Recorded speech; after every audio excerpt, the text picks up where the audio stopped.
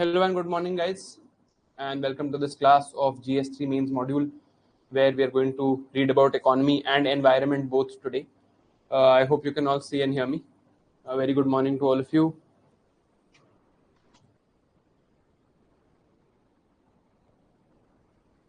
Good morning. Good morning.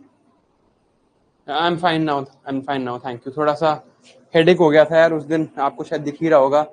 परसों class लेना भी मेरे लिए काफी टफ था. So I just wanted a days off and doing better now. Thank you for asking. Thank you.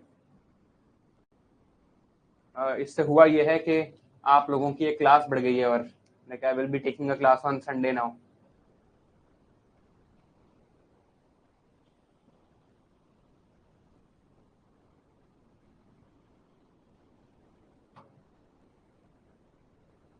ठीक है. Good morning. Can you all see and hear me?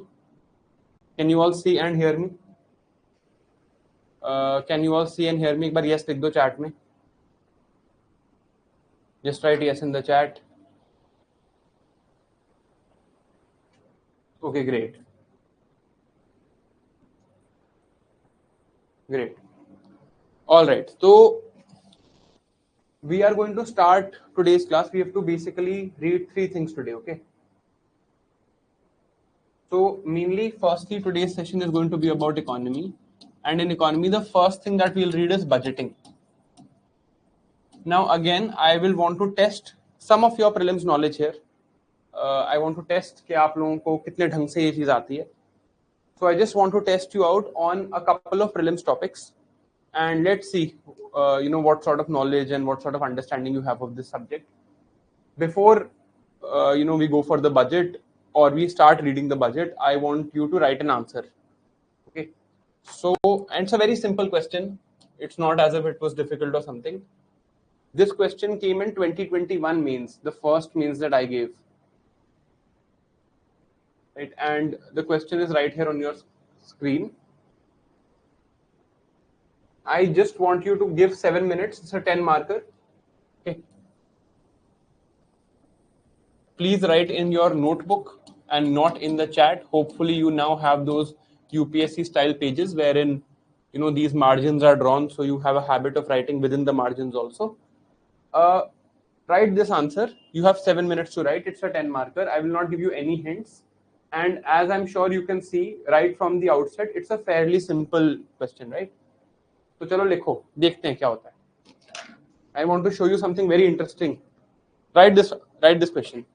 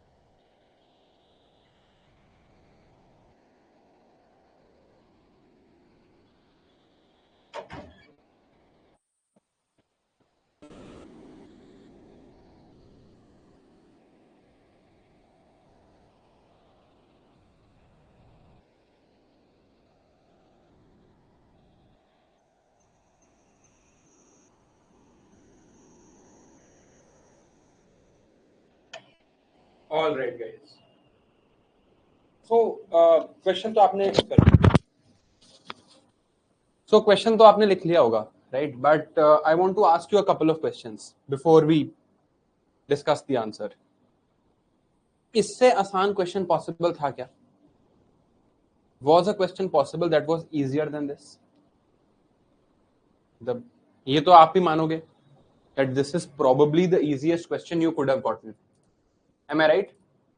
Probably the easiest question you could have gotten. Correct?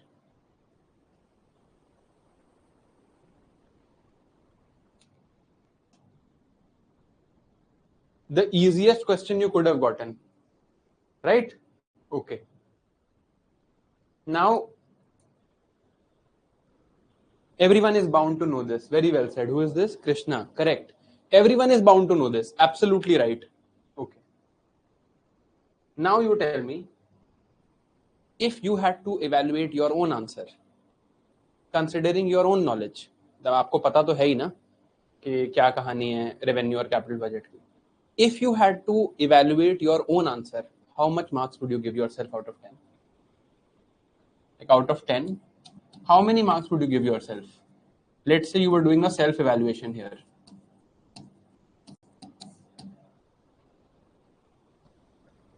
Or be honest. Be as honest with yourself as you can be.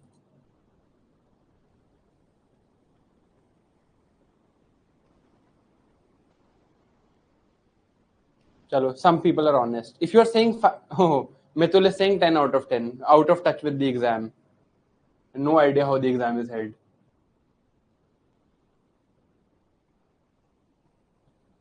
Good to see that most of you are honest. The average that I saw was 3. Now, one last question before we discuss the answer. One last question. What is the maximum possible marks? ध्यान से सुनना. What is the maximum possible marks that you could have gotten?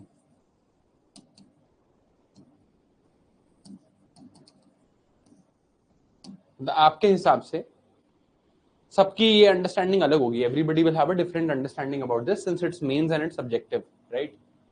As per you, what was the maximum number of marks you could have gotten in this particular question? इस question में आपके maximum कितने marks आ सकते थे, right? अगर आपके पास let's say you had all the knowledge that you needed, right? You had all the writing skills that you needed. Writing skill के तो यहाँ पे कोई बहुत ज्यादा रोल है नहीं, right? If you had all the knowledge, let's say the book was open in front of you, then what is the maximum number of marks you could have gotten? इसका भी एक बार जवाब दे दो. Maximum number of marks you could have gotten as per you. Everybody will have a different understanding. Of course, it's not 10, right? It is what you could have gotten based on the knowledge you have.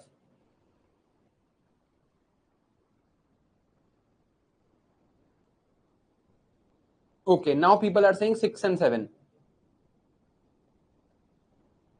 The average number I can figure out from here is probably 6. Okay, so most commonly this is what you have marked yourself, and this is what you could have gotten if you had all the knowledge, right? This is a difference of 2x. Don't look at it as 3 marks. 3 marks means IPS to IRS, 3 marks means IPS to out of list also sometimes, right? So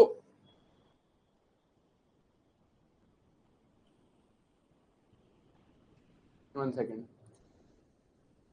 Yeah.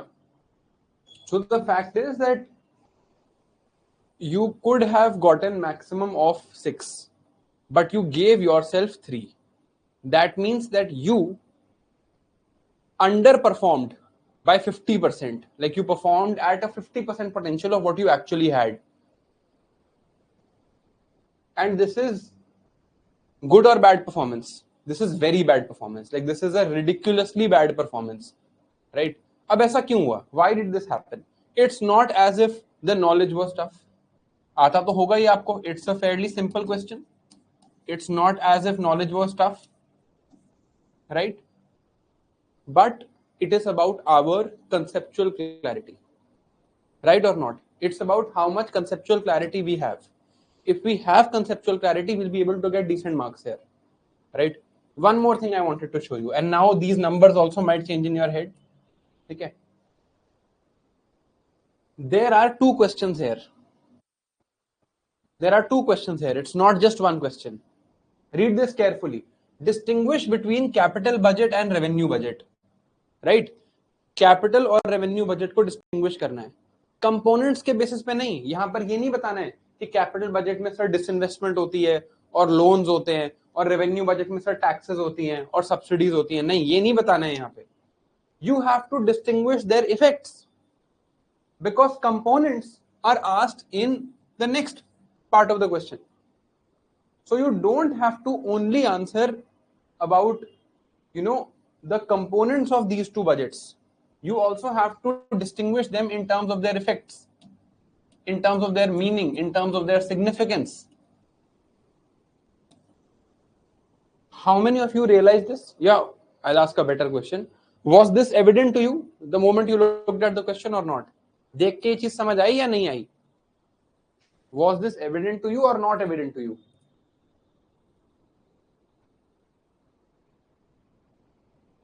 Was this evident or not?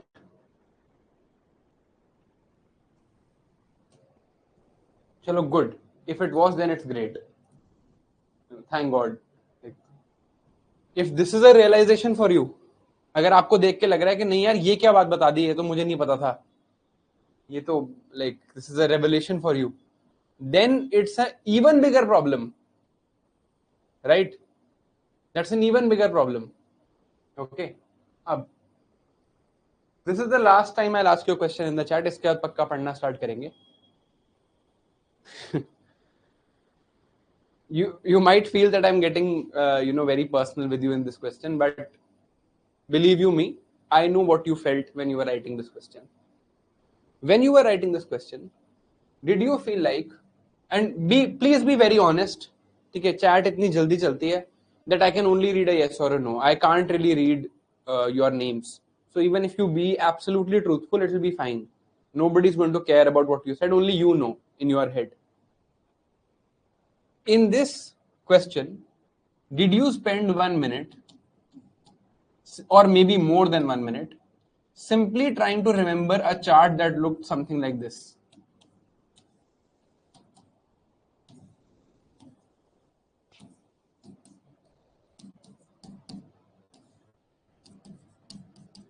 ऐसे करके कोई chart याद कर रहे थे क्या, जिसमें अलग अलग से ग्राफिक्स थे?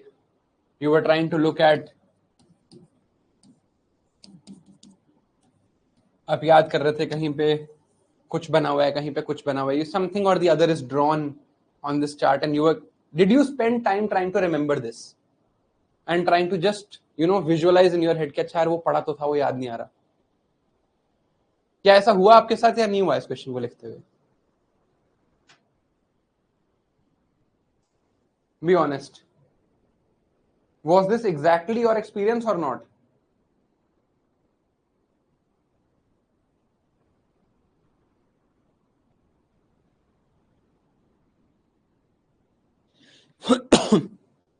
यार याद कर रहे थे.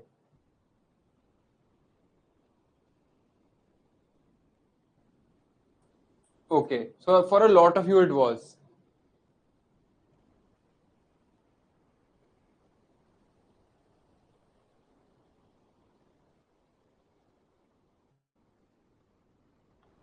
एक सेकंड यार, कोई यहाँ पे, yeah, okay. No, 1 minute or more is not important. Did you do this visualization or not? If you were doing this visualization, there is a problem in the way you are preparing, that you are mugging things up. Things that are supposed to be conceptual are being mugged up by you. कौन है यार देखना? Free UPSC YouTube material link, यहां क्यों ये काम कर रहे हो यार? Even the link is not accessible from here. मतलब कुछ भी हो रहा है दुनिया में, कुछ भी है ना, क्यों कर रहे हो ये काम यहाँ पे?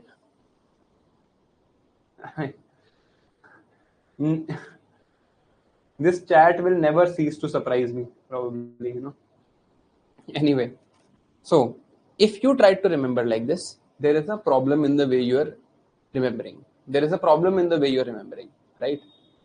क्या problem है इसमें? इसमें problem ये है that it is purely mugged up, right? Firstly, you need to conceptually understand कि revenue और capital budget में फर्क क्या होता है, and this means conceptual clarity in economics is lacking. Similarly, for other subjects also, it would be better if you had a certain level of conceptual clarity rather than trying to mug things up. हो सकता है by chance आपका prelims में काम चल जाए, means में नहीं चलेगा ऐसे. There are too many things. The syllabus is too big for our brains to memorize and rote learn on of it. Right? बहुत ज़्यादा मुश्किल है कि आप सब कुछ याद कर लो और सब कुछ रट लो. नहीं होने वाला वो. Right? You will have to apply your brain. Now, and this is how we'll start revenue and capital budgets, because this is the first thing we have to read. How are revenue and capital budgets differentiated? Revenue budget का मतलब होता है all the things that the government does on account of its duties and rights. To write in the exam, this is a very good line.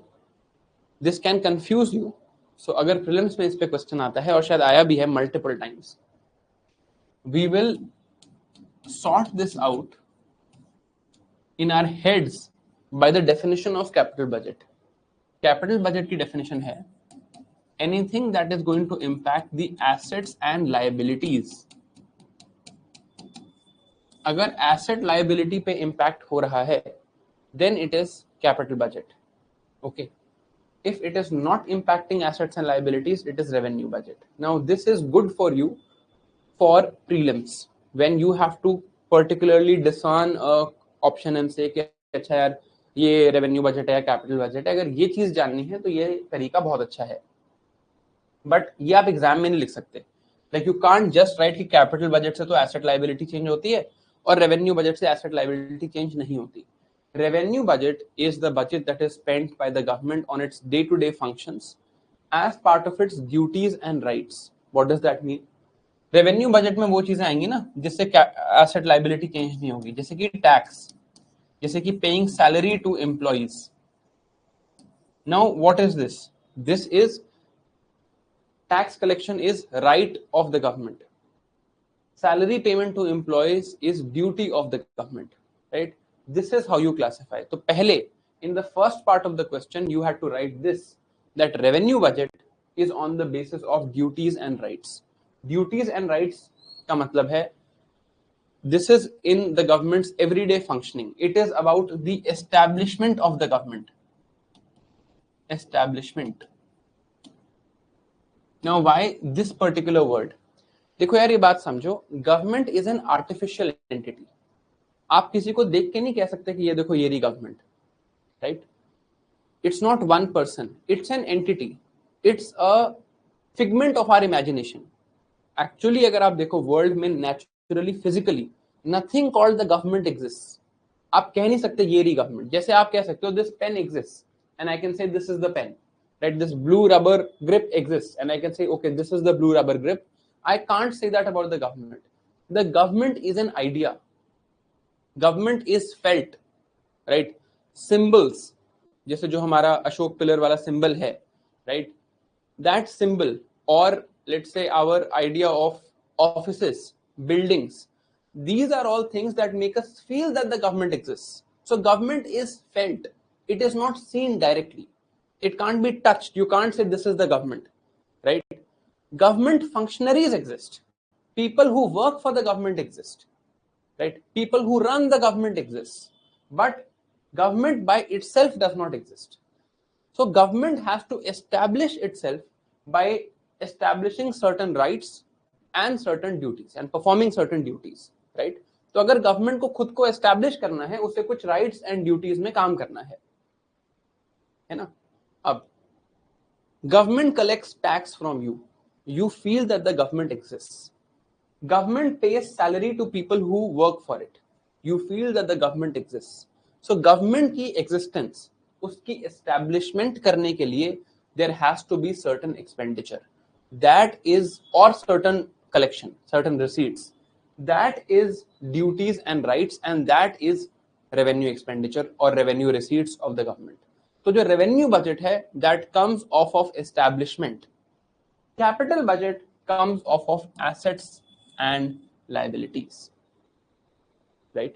Government creates assets, or government pays, or government, let's say, pays somebody to create an asset, or government sells its assets, or government borrows and creates a liability. Now, in this question जो हमसे पूछा गया था, और इसी के through हम ये पूरा टॉपिक पढ़ लेते हैं, पहले पूछा था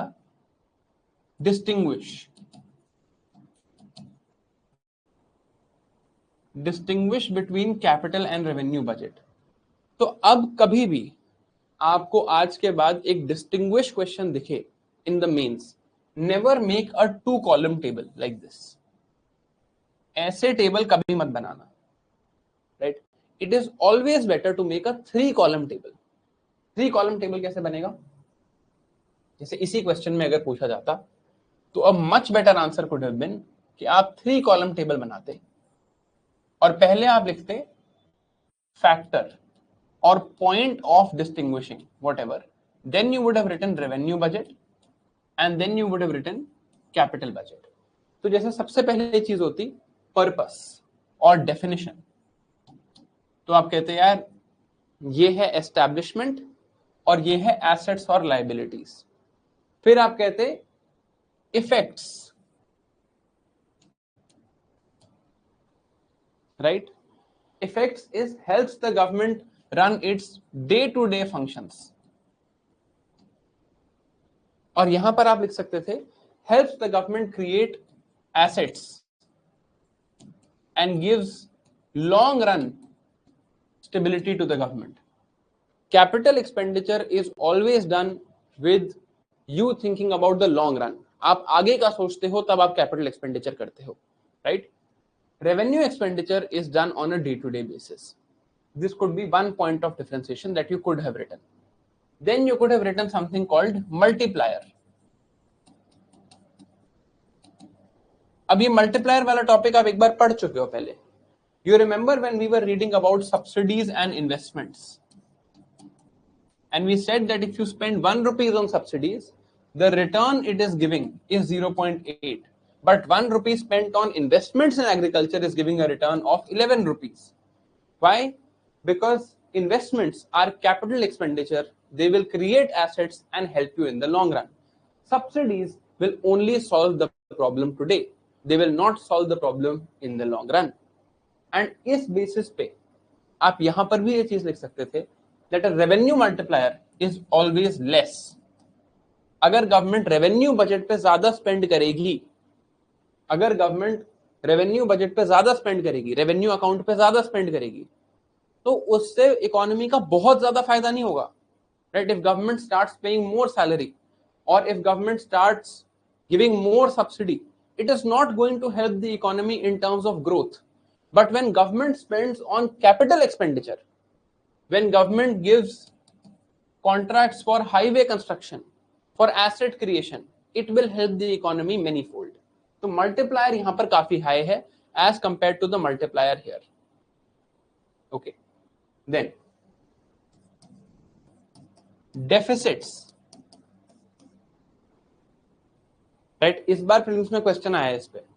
A revenue deficit is generally rare or very less. Like अगर आप देखोगे गवर्नमेंट का रेवेन्यू डेफिसिट तो 0.5% of GDP max, right? 0.5 to 1% of GDP, इससे ज्यादा नहीं जाता.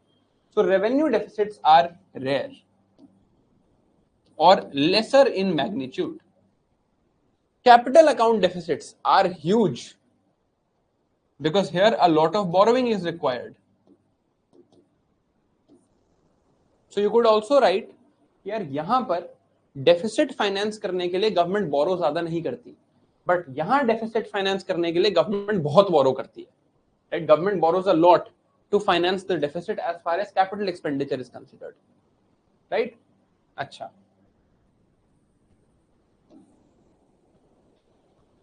you could have also written about outlook and government's agenda about this. Government's focus is always about trying to increase its capital budget so that they can spend more on assets, so that the government can fuel economic growth. है ना? ये चीज भी लिखी जा सकती थी यहाँ पर. But this is how the first part of the question had to be addressed. And in the second part, then you could have simply written, देखो यार, रेवेन्यू बजट में वही चीजें होंगी जिनसे एसेट लायबिलिटी क्रिएट नहीं होगी, राइट? ये अब मेरे खुद के अंडरस्टैंडिंग के लिए है, क्योंकि ऐसे अगर मैं करूंगा कि एस्टैब्लिशमेंट एक्सपेंडिचर वगैरह होता है तो मैं भूल जाऊंगा, right? Because I can't understand this, I can't visualise this, but asset liability I can visualise.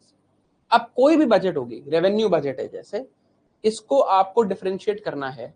Budget will always have expenditure and receipts, right? So revenue you can sort out into revenue receipts and revenue expenditure. Okay, now what is the biggest receipt that the government can get as matter of its duties and liabilities, or duties and rights? Or you can think about कि ऐसा क्या चीज है जिससे asset liability create नहीं होती, and that is tax. So revenue receipts can further be classified into tax receipts and non-tax receipts. अब यहाँ पे you can write various type of taxes that the government takes. Government takes income taxes, government takes indirect taxes like goods and services tax. Government will also take securities transaction tax, stamp duty, etc., etc. Whatever type of taxes you know, you can write here. Then non-tax receipts. So these are things where government is receiving money. Government के पास पैसा आ रहा है, but it is not creating an asset और a liability. Now this is where most people will get confused. But grants given by foreign governments are part of revenue receipts, because इससे कोई liability create नहीं होती. Grants are gifts. If you give me a gift, मान लो आपने मुझे gift दे दिया, यार ये पेन आपका गिफ्ट है, मेरे पे कोई लायबिलिटी है क्या कि मुझे ये वापस करना है, इस पे इंटरेस्ट देना है? नहीं है. तो ग्रांट्स यहां आते हैं. This is the major component under non tax receipts. Then you can write things like fines. Government fine ले रही है, या फिर गवर्नमेंट क्या कर रही है कि गवर्नमेंट अपनी गुड्स और सर्विसेज सेल कर रही है. For example, government sells a magazine called Yojana. If you buy the Yojana magazine, right, you are making a payment to the government. It's not a tax, but it's a revenue receipt because it does not create any sort of liability on the government, right? Then you come to revenue expenditure, right? Revenue expenditure is very simple. Revenue expenditure is going to be again on things जिससे government की asset liability create नहीं होती. जैसे कि अगर government salary दे रही है तो no liabilities are being reduced and no assets are being created. Government subsidy दे रही है ना. अब इसमें आप लिख लो defence subsidy, food subsidy, right, fertiliser subsidy. You can write salary, you can write pensions here. That is basically the defence subsidy I am talking about. तो you can write these things and this is how you differentiate. इतना differentiate कर दोगे, इतने components बता दोगे, बहुत है. Because ये लॉजिकल है कि यार क्या एसेट लायबिलिटी क्रिएट हो रही है? नहीं. उसमें रिसीट्स होंगे, एक्सपेंडिचर होंगे, उसमें टैक्स वाला होगा, नॉन टैक्स वाला होगा. टैक्स मुझे पता है, नॉन टैक्स में थोड़ा दिमाग लगा लिया, और एक्सपेंडिचर भी वही है जिससे कोई लायबिलिटी या एसेट पे इफेक्ट नहीं होना. ठीक है. अब we talk of capital budget. Capital budget की बात करते हैं. अब अगर कैपिटल बजट को डिस्कस करना है तो यहां पर मुझे क्या पता है अपने दिमाग में कि यार assets and liabilities are going to be created, right? Assets and liabilities are going to be created in a capital budget, that's for sure. अब यहां पर भी दो ही चीजें होंगी, capital receipts and capital expenditure. अब when I borrow, let's say I borrow some money from you, it's not a gift, but I have borrowed money from you. If I have borrowed money from you, does it create a liability on me? Yes, it does. So here capital receipts, and government borrows a lot, will then be differentiated into debt and non-debt. Debt receipts, that means government has received money as part of debt, therefore there is a liability on the government, therefore it is part of capital budget, right? So capital debt receipts first part है ना. अब यहां पर मैं क्या लिखूंगा, borrowings of the government.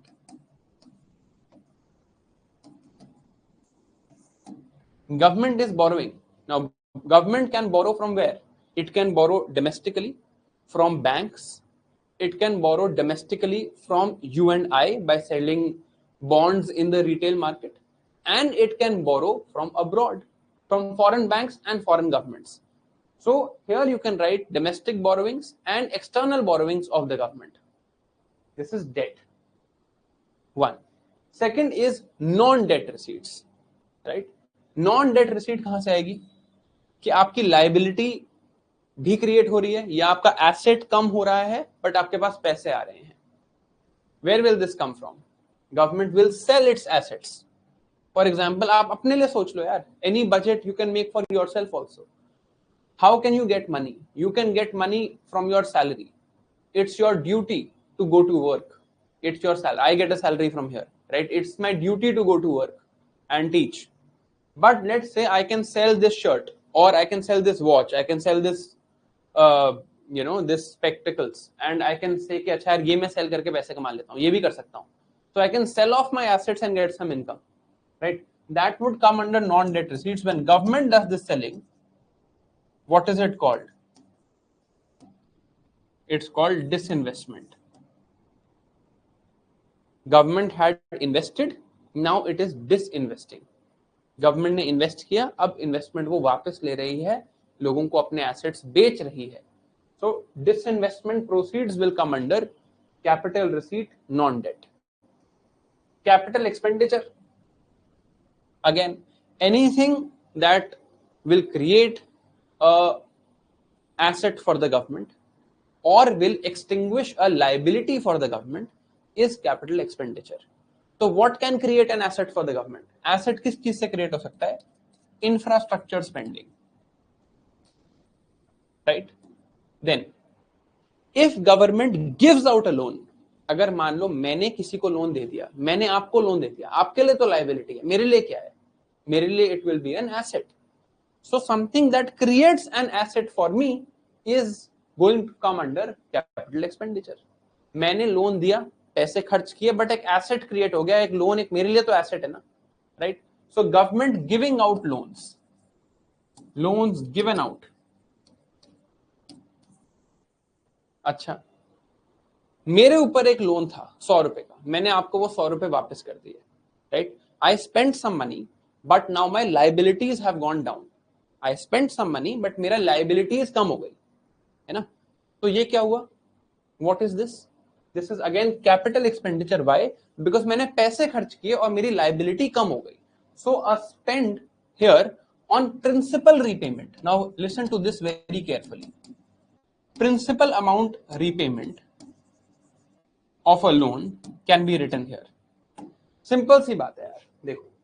You gave me a loan. This is you, this is me. You gave me a loan of 100 rupees and you said 10% rate of interest for the next 5 years. Fair. Now, how much interest? Let's say this is simple interest. How much interest do I have to pay you every year? I have to pay you 10 rupees of interest every year. So in the first year, I pay you back rupees 10. Have I paid my interest? Yes. मैंने आपको interest वापस कर दिया है. But क्या मेरी liability कम हुई है? मेरी लाइबिलिटी इस सिचुएशन में क्या है? My liability is that there is a loan of ₹100 on me. मेरे पे 100 रुपीज का लोन है. This is the liability on me right now, है ना? मैंने आपको 10 रुपीज इंटरेस्ट वापस कर दिया. Did the liability go down? No, liability did not go down at all. Next year I again paid you rupees 10. Did the liability on me go down? No. तो ये क्या है? This is interest payment.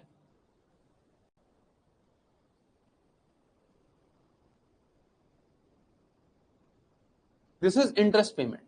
अगर ये interest payment है, तो ये expenditure है. So this is some sort of expenditure, but क्या इससे मेरी लाइबिलिटी कम हो रही है? आंसर इज नो, मेरी लाइबिलिटी इससे कम नहीं हो रही है. So there is no reduction of liability that's happening, but I am doing an expenditure. What sort of expenditure is this? This is revenue expenditure. So far it is revenue expenditure. Now, in the third year, I pay you rupees 60. Now out of this, 10 rupees is interest, so same as above. But the other 50 are principal repayment. So अब मेरा 100 rupees का loan कितना रह गया?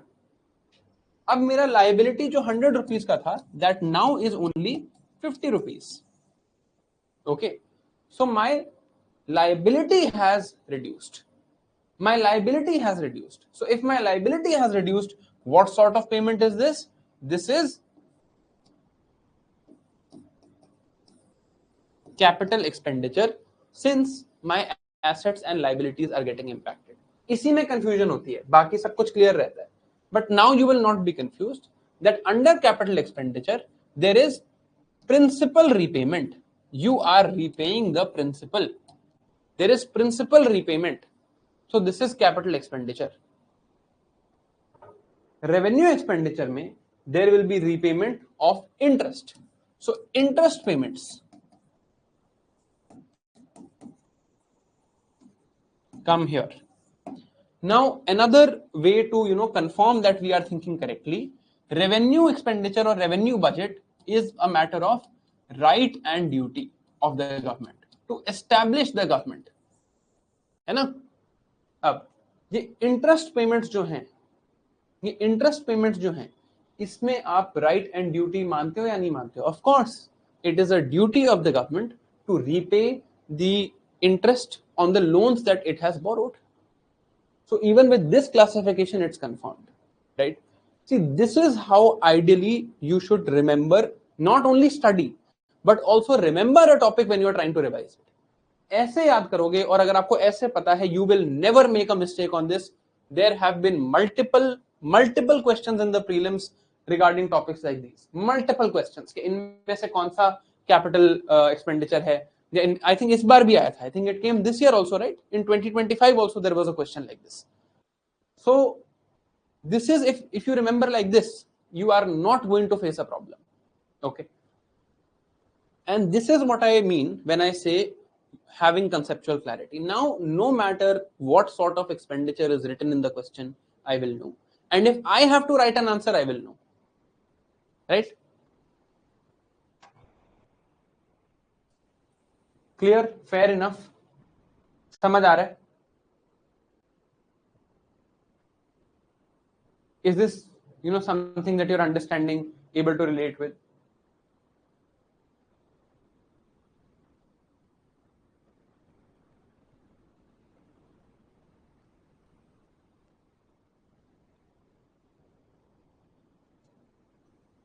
Subsidy does not create liability, Anshika. How can subsidy create a liability on me? Subsidy is effectively a gift. It's effectively a gift. It's not a liability, right? Liability will be, यार liability का मतलब होता है कि इसमें मुझे future में भी पैसे देने पड़ेंगे. In very simple terms, asset का मतलब होता है मुझे फ्यूचर में पैसे देगा, right? मैंने लैंड खरीदी आज, फ्यूचर में पैसे आ सकते हैं इससे? बिल्कुल आ सकते हैं. क्यों भाई? रेंट आ सकता है ना.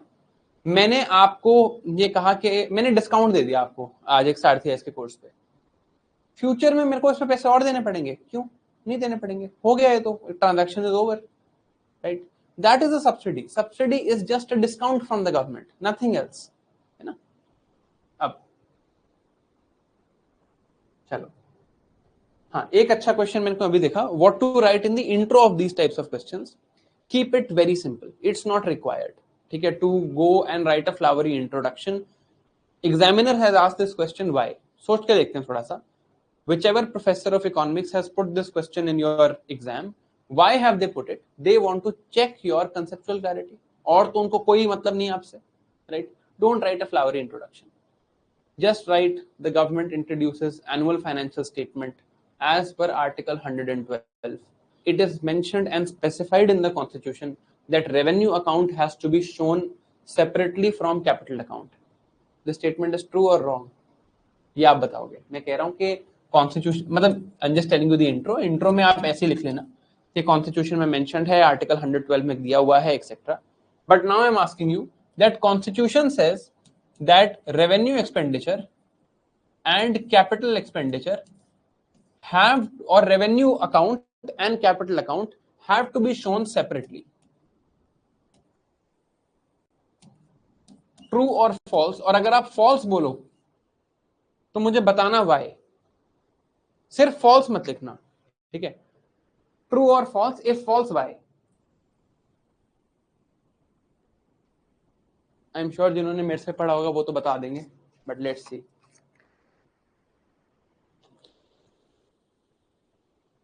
शाबाश मयूर, good.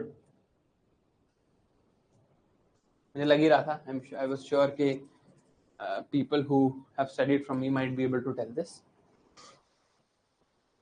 It does not say revenue and capital, it says revenue and other account. It says revenue and other account, not revenue and capital. Revenue capital नहीं कहता है, revenue and other account कहता है. Anyway, so now this is one part, you know, where you'll see questions like this. Budgeting के अगर आप बाकी questions देखोगे, you know, if you look at the other questions,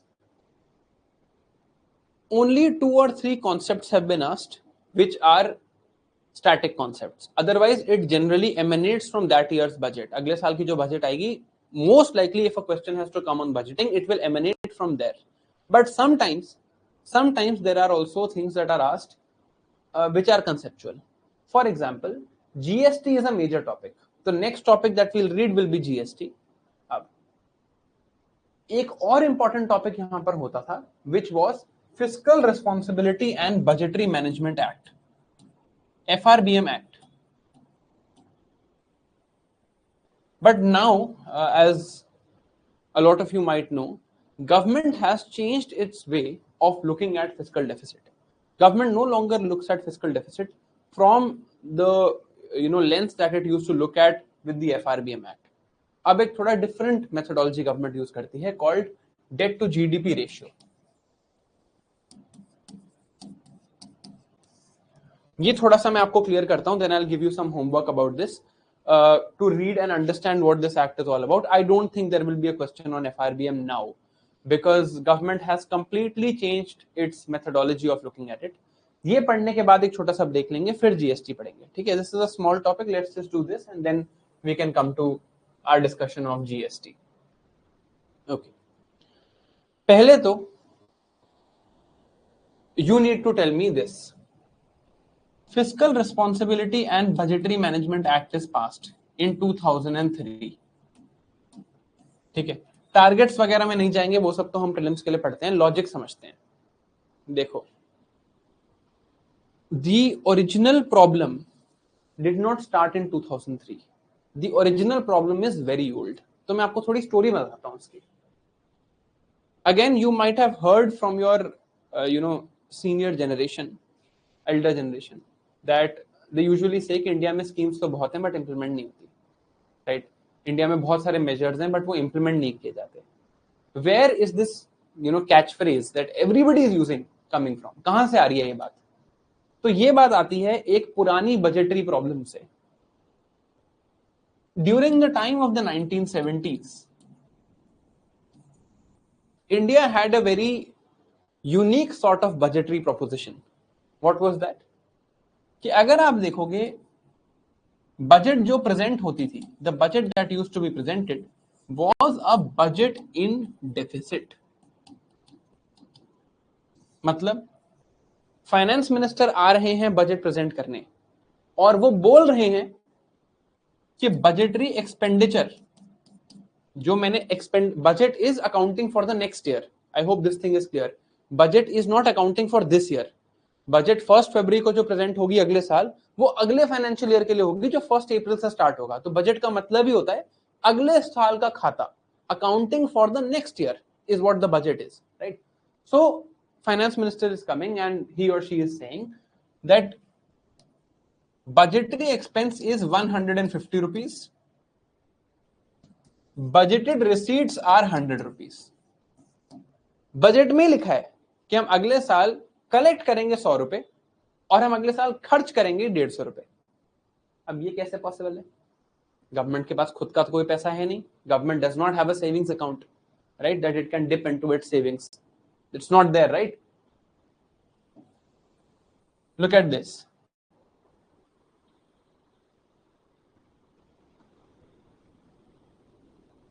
what does it mean? क्या मतलब है इसका? इसका मतलब है that government is going to spend more than it is going to collect. That's not possible. And mind you, this is not revenue expenditure कि हम बोरो कर लेंगे, वैसा नहीं है. ये सब मिला के, इसमें बोरोइंग भी इंक्लूडेड है. This includes borrowing of the government, right? तो अब what is going to happen? You are going to announce a lot of schemes. You are going to announce a lot of schemes, but can you implement them? No. कैसे करोगे implement? कर ही नहीं सकते, पैसे ही नहीं है आपके पास. तो अब गवर्नमेंट क्या करती थी कि जितना हो पाता था, मतलब इस 100 को बढ़ाने के लिए जितना हो पाता था, गवर्नमेंट क्या करती थी? It used to go to RBI. Government would go to RBI and government would say, we are force feeding you these low quality bonds. Government would force feed RBI to buy low quality bonds with let's say 0.5% interest rate. आप खरीदोगे कोई bond जिसपे 0.5% interest rate हो, 1000 रुपए का मैं आपको कहूं आप मुझे 1000 रुपए का लोन दे दो, I will pay you 0.5% interest rate for the next 100 years. Will you buy that bond? Absolutely not. मतलब आपको सेविंग्स अकाउंट में 4% मिल जाएगा उस पे, है ना? And my bond might not even be safe.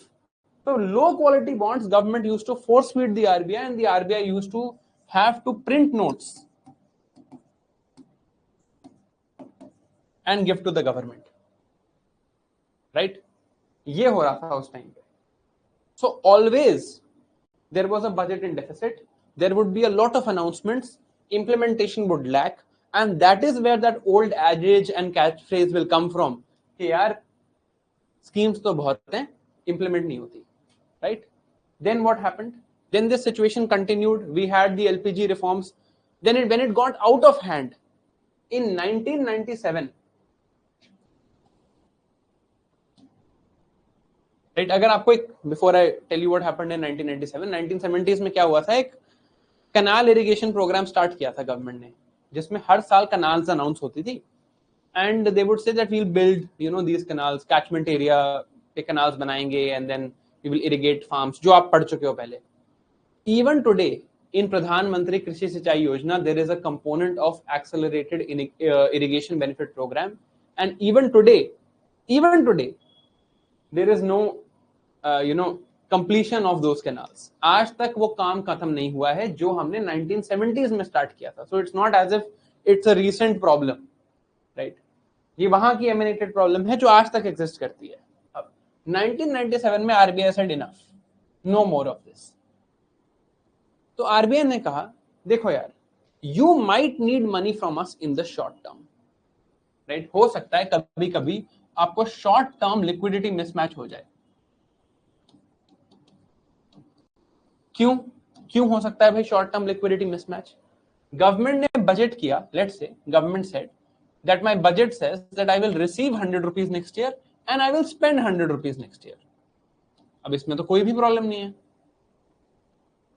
But let's say how is government going to receive money? It is going to come through tax, right? अगर 100 rupees tax collect करना था तो पूरे साल में करना था. अब कलेक्शन हो रही है साल के सेकंड हाफ में और खर्चा हो रहा है साल के फर्स्ट हाफ में. They spent in April but they collected in June. Then there will be a short term liquidity mismatch. थोड़े टाइम के लिए गवर्नमेंट के पास पैसा नहीं होगा. आरबीआई कहती है देखो short term liquidity mismatch is fine, but ये ड्रामा मत करो कि you feed us bad quality government bonds, you force feed them down our throats and then we have to print notes and give them to you. ये नहीं होगा आज के बाद, राइट? तो ये अग्रीमेंट साइन हुआ between the RBI and the government, which is called, और ये टर्म आई एम श्योर आप लोगों ने पढ़ी होगी, बट कईयों का इसका मतलब नहीं पता होगा आज से पहले. Obviously I am sure my students know, ways and means advances agreement, right? So this agreement is signed and RBI says that, see, long term borrowing you will not do from us. Long term means more than 1 year. Less than 1 year आपका cash mismatch है, आप हमसे पैसे ले लो, कोई दिक्कत नहीं है, हम प्रिंट करके दे देंगे, राइट? तो उसके लिए ही ट्रेजरी बिल्स इंट्रोड्यूस हुए हैं. You can have this, that's okay, but आप हमें गवर्नमेंट बॉन्ड्स फीड नहीं करोगे, आप हमें बॉन्ड्स दे दो, हम आपके बॉन्ड्स जनरल पब्लिक को दे देंगे. अब now if you have to sell a bond to the general public, government RBI को कुछ भी बेच सकती है, बट अगर गवर्नमेंट को मुझे एक गवर्नमेंट बॉन्ड बेचना है, they have to give me a good rate of interest, at least better than what I am getting in an FD. अगर एफडी में 6% मिल रहा है, तो मैं 6.5% के नीचे का तो बॉन्ड नहीं खरीद रहा हूं, right? So the fact of the matter is that government then decided and agreed with the RBI that we will not do long-term borrowing with you. We will give bonds out to the general public and RBI will market those bonds to the general public. तो अब से start हुआ, government ने जो government securities बनाना start किया, they were good quality now, है ना? अब गुड क्वालिटी गवर्नमेंट सिक्योरिटीज आना शुरू हुई. ये जो प्रिंटिंग का काम था ये खत्म हुआ. This happened in 1997, right? This is where ways and means advances started. This is where ways and means advances, treasury bills, all of that came into the picture. Now, what is the problem that will emanate from this? Any government that is not responsible will issue too many government securities. ठीक है, अच्छे quality के bonds हैं, कर लो बोरो, मुझे थोड़ी repay करना है. Next government has to repay, right? Then उसके बाद next government has to repay. उसके बाद next government has to repay. You just kick the can down the road because it's not your responsibility. Responsibility must be fixed, जो यहाँ पर fixed नहीं है, right? यहाँ तक कहानी समझ आ रही है?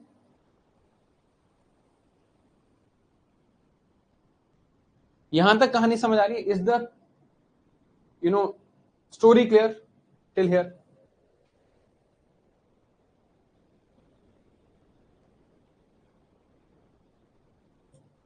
So fair enough, right?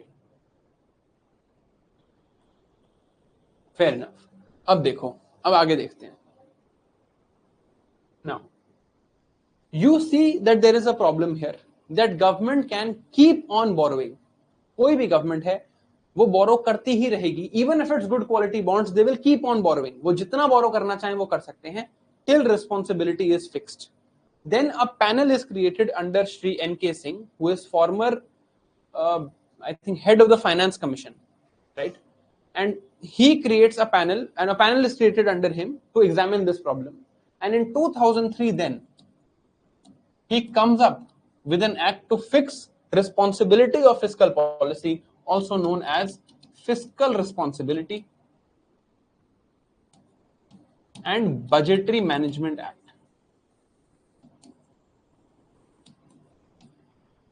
This is medical symbol for management.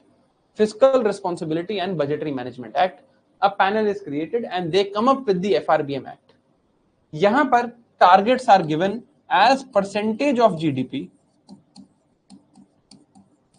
for, I am sure आपने पढ़ा होगा, fiscal deficit target is there, revenue deficit target is there, and a target is there for debt to GDP ratio. है ना, पढ़ा होगा. I'm sure you have read this. Also, I'm very sorry for people who have learned economy from me only. I know आपके लिए थोड़ा repetitive हो रहा है. We have discussed all this, but it's important to revise it once. So you can just look at it as a revision. Okay. अब देखो, FRBM Act says, percentage में नहीं जा रहा हूं मैं, वो प्रीलिम्स के लिए इंपॉर्टेंट है और वो वैसे भी I don't think it will be asked now. The percentage target as percentage of the GDP. Target is there for revenue, percentage target is there for fiscal deficit, and percentage target is there for debt to GDP ratio. So revenue deficit, fiscal deficit, debt to GDP ratio. One question, यहां लिखा है fiscal deficit और यहां लिखा है date. मेरे students एक second चुप रहेंगे, ठीक है? Just stay quiet for 1 second, आपकी जरूरत नहीं है, आप आई नो आपको आता है। What is the difference between debt and deficit? ये दो वर्ड्स अलग क्यों हैं? क्या फर्क है इन दोनों में? Why are debt and deficit different from each other?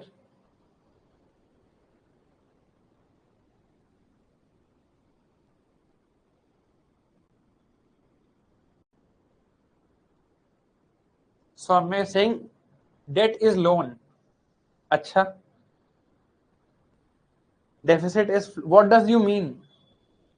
What does that mean यार? क्या मतलब है इस बात का?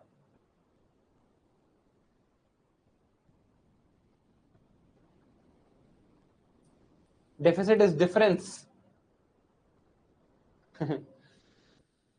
See, the fact of the matter is, this is your lack of conceptual clarity that I was trying to demonstrate to you. Deficit is, and thank you for my students for staying quiet. I know आपको आता है. Stock flow जो बोल रहा है, fair enough, but that's right. You're not wrong. But deficit is 1 year. Fiscal deficit is difference between what I'm going to spend. A difference between what I'm going to spend and difference between what I'm going to earn this year. कि अगले साल की budget आ रही है, that budget is coming out for next year. उसमें मैं कह रहा हूं, I am going to earn 100 rupees, I am going to spend 120 rupees, so I am going to borrow 20 rupees. Next year, I will earn 100 rupees, I will spend 120, so I will borrow 20. That is deficit. अब इस अगले साल मैंने 20 रुपए बोरो करने हैं, but ऐसा तो है नहीं कि आज से पहले मैंने बोरो नहीं किया होगा. I would have borrowed before today also. Debt is cumulative.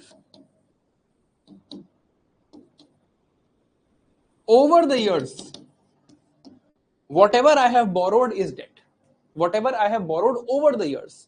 So there is a debt to GDP ratio also that is fixed here, and a fiscal deficit ratio also that is fixed here, right?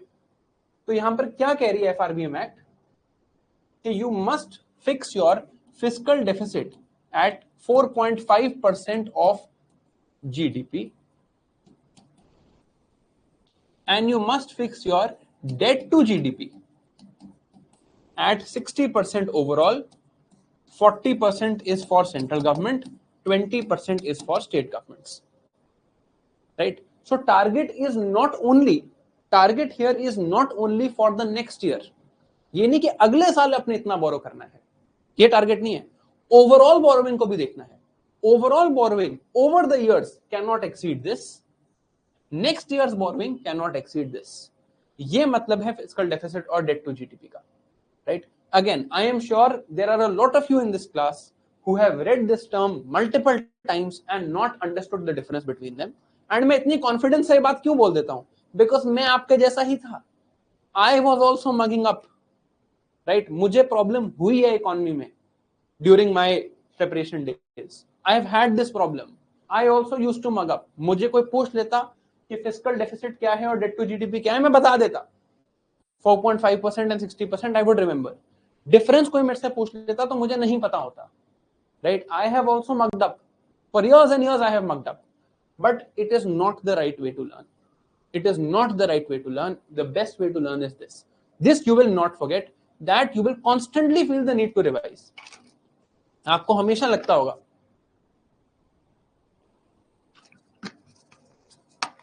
Prelims की economy की यार याद करना है, भूल गया है, right? If you are constantly feeling this, then you are, facing this problem.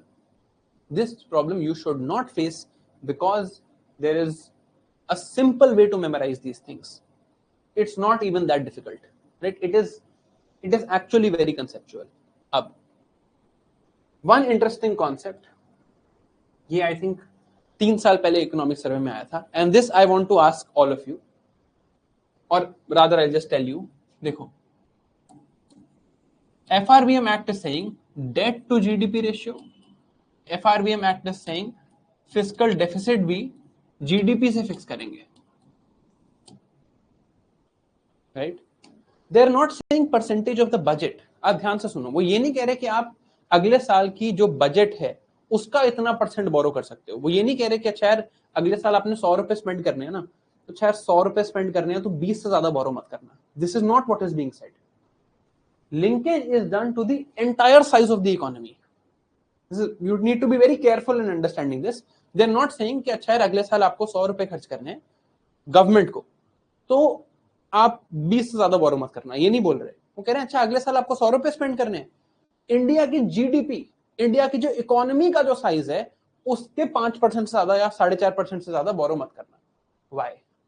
Why is it linked to GDP and not to percentage of the budget? This we'll understand. See, India has a unique condition. India's unique condition is that tax to GDP ratio. Actually, I'll show you the graph. मैं आपको सर्वे में graph दिखाता हूं, उससे बहुत clear हो जाएगा। कभी भी इस टाइप का डेटा चाहिए हो ना, tax to GDP ratio, GST collection चलो बजट में होगा, but any such type of data if you need, right, you get it from here, right. ये सर्वे में जो डेटा होता है, मनी मल्टीप्लायर क्या चल रहा है ना, बैंक में एनपीए कितने हैं, any of this, I don't know if I'll be able to find the tax to GDP ratio here or not.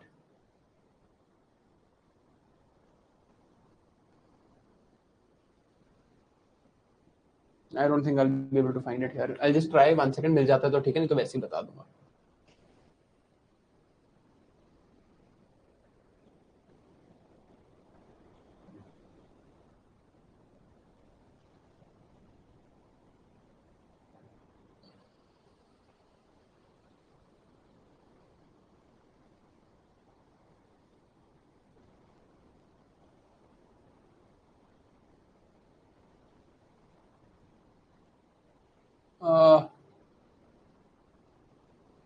I mean, this is slightly distorted. This is fair. ठीक है, ये quarterly है, ठीक है। I did not want a quarterly data, but this is fine. ठीक है, इससे पता चल जाएगा। Tax revenue as percentage of GDP, ठीक है। इंडिया में क्या कहानी है, ये देख रहे हो आप, ये लाइन, इंडिया में tax revenue as percentage of GDP is somewhere, ये क्वार्टरली है, हम ईयरली की बात कर रहे हैं, yearly it is fix somewhere around 10 to 11%, right. Tax revenue as percentage of GDP historically in India has been seen that around 10 to 11% of GDP is what the number generally comes out to be. 10 से 11% of GDP ये number आता है India में, tax revenue as percentage of GDP. This is the number that we generally get, generally. Now, why debt to GDP and fiscal deficit to GDP? You would say कि देखो यार आज GDP थी 100 रुपए, what is the tax that I'm getting? I am collecting tax of 10 rupees. Tomorrow GDP will be 200 rupees. I will collect tax of 20 rupees. उसके बाद it will be 300 rupees. I'll collect tax of 30 rupees. So as the GDP grows, my tax collection will grow. And as tax collection will grow, my ability to service debt or repay debt, never write repay debt in your economy answers, always write this, service debt. Service debt means to repay debt, but for government you should write service debt because economic literature generally will use these terms. So the government's ability, now इसी बात को लिखना है, लिखना कैसे होता है means में अच्छी लैंग्वेज में वो बता रहा हूं। You write government's ability to service debt becomes increasingly higher as GDP numbers become increasingly better, right? Sound like an economist. Now, as the GDP numbers grow, the tax numbers grow, and therefore it is okay to link the government's borrowing because this is the government's collection, and out of here your interest has to be paid. Your interest has to be paid out of here. So as GDP numbers grow, government's ability to service debt grows, so government can take more debt if the GDP grows. and that is the logic behind debt to GDP and fiscal deficit to GDP, right? That is the logic behind it.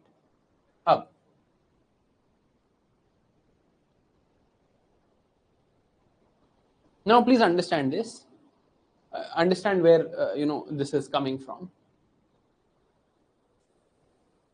There is another concept here जो I think 2 साल पहले economic survey में आया था, and that concept was interest rate growth differential. The maths behind this is fairly complex, so we'll not go into it. Economic survey ने कहा था कि अगर आपकी ग्रोथ ज्यादा है, if you have high growth, it will ensure that your tax collection is higher,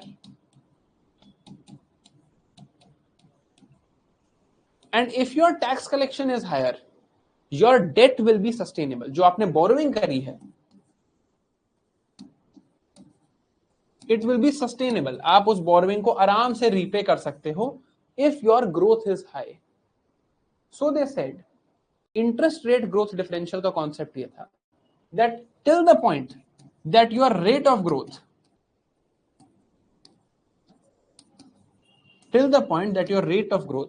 is more than your rate of interest.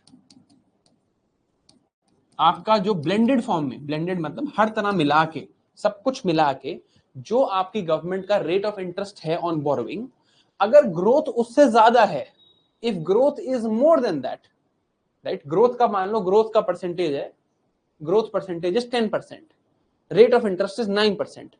If this is what is happening, till this point, your debt will be sustainable. So high growth leads to sustainable debt because of this concept of interest rate growth differential. Your rate of GDP growth, this rate of growth is obviously related to GDP, rate of GDP growth has to be higher than the rate of interest, and your debt will be sustainable, right?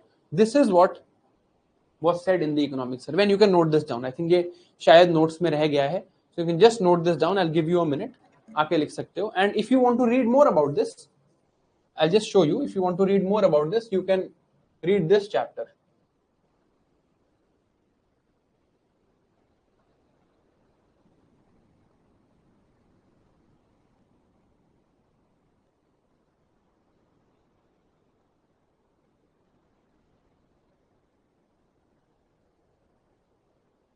मुझे तो यही याद है, chapter का ये नाम था. हाँ. Does growth lead to debt sustainability? Yes, but not vice versa. ऐसा नहीं है कि debt sustainable होगी तो growth हो जाएगी. That's not true. But हाँ, growth होगी तो आपकी debt sustainable रहेगी. This is what this chapter was saying, and they had, yeah. See, they had given this concept of interest rate growth rate differential. Difference between interest rate and the growth rate in an economy controls the amount of sustainable debt. So if your growth rate is more than your interest rate, your debt is sustainable. That is what they had basically said in terms of fiscal policy in this chapter. आप चाहें तो ये chapter पढ़ सकते हैं. Chapter का नाम है Does growth lead to debt sustainability, जो हमने exactly लिखा है. Now I'll give you a break. Was this fun? Did you understand this? थोड़ा interesting लगा? Did you understand this? कि क्या कह रहे हैं वो यहाँ पे? See, you can use these points when there are questions on this. आपको थोड़ा सा homework भी देना है.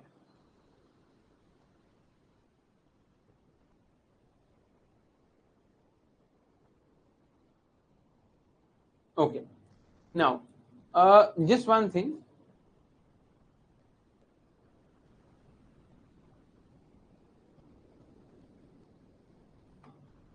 Okay. Now, just one thing. There is this lecture on my YouTube.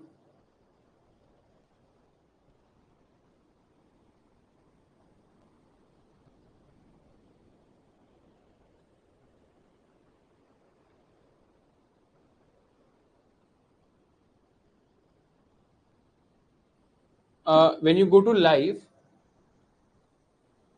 there is this lecture on the budget. ये budget पे discussion है. अपने चैनल पे खुद ऐड देख रहा हूं मैं, बट ओके, ठीक है. This budget discussion is there. Here you can look at the idea of fiscal consolidation. यहाँ पे चैप्टर में चले जाना, पूरा देखने की जरूरत नहीं है. I think you can start from this context of the budget. From here you can start. Incidentally, I am wearing the same shirt in this video. You can start from here, context of the budget, and from context of the budget you can go to budget dilemma, which is macroeconomic stability and growth, and then this idea of fiscal consolidation. This is what I want you to know, right? मैं चाहता हूं ये आपको आ जाए. This is now what has been changed in this year's budget. They have now gone to debt to GDP ratio as the main target, as compared to fiscal deficit as the main target. So something very significantly has been changed. बस इतना part देख लेना. Just look at this part, because this is forever. This is not only happening कि ये अभी अभी हुआ है. This is something that will stay as part of government policy for a very long time, right? So this much part you can see. Rest of the budget is not important. And जिसको interest rate growth differential देखना है, इसी page पे आगे नीचे मैंने उस economic survey के चैप्टर से, हाँ ये देखो, यहाँ पर समझाया हुआ है counter cyclical fiscal policy and interest rate growth differential is also taught here, right? So if you want to see it, this is of course prelims information, but if you want to see it you can see it here, है ना? Basic concepts हैं ये, and new targets and IRGD etc. and what the government targets are going to be now for debt to GDP. This is a screenshot from the Indian Express. All of that is written here. ठीक है, तो आप ये देख सकते हो. मतलब this is a discussion on the budget of this year. Of course, I will do a similar discussion on the budget next year as well. But for this year, for now, this should be sufficient for you to understand the basics of how the government is going to look at debt to GDP and fiscal deficit in the future. Now let's take a break for 5 minutes. You can note this down if you want and revise whatever you've read. इसके बाद we'll read GST. इसके बाद GST पढ़ते हैं.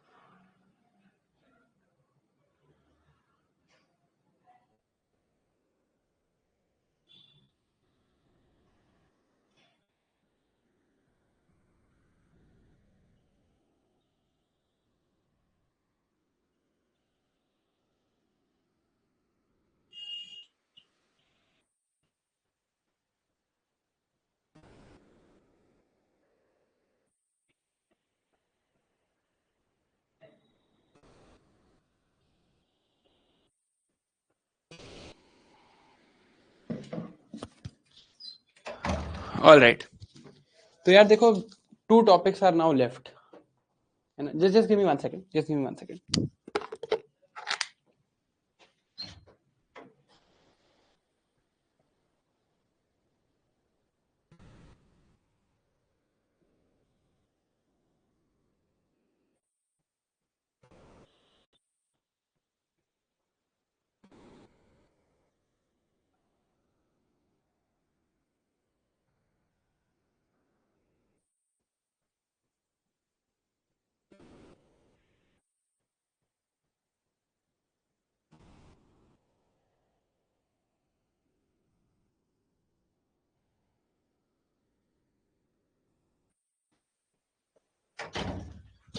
Sorry, yeah.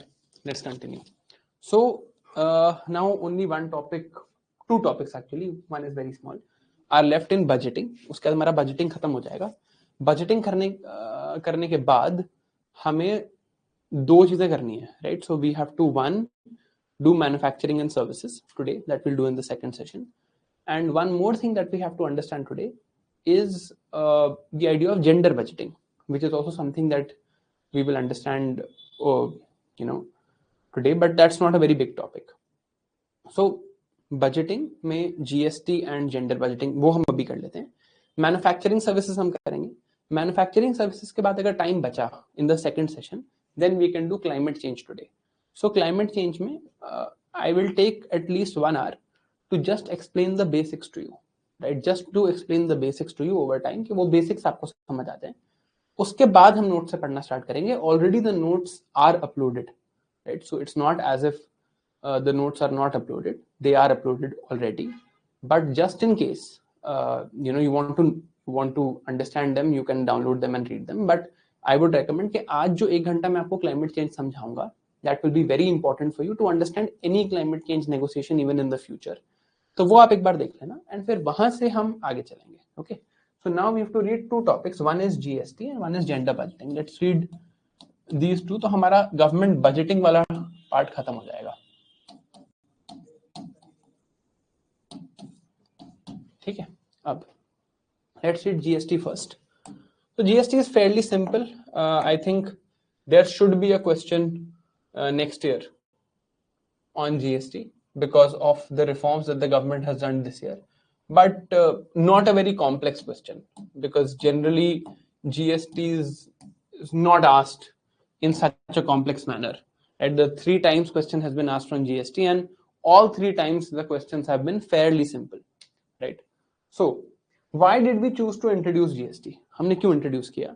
कि हमारे यहाँ पर multiple tax slabs थी, fragmented था structure, and you would see that there were multiple tiers of the government. So state government was levying a tax and central government was levying a tax, and there were multiple taxes and various slabs also.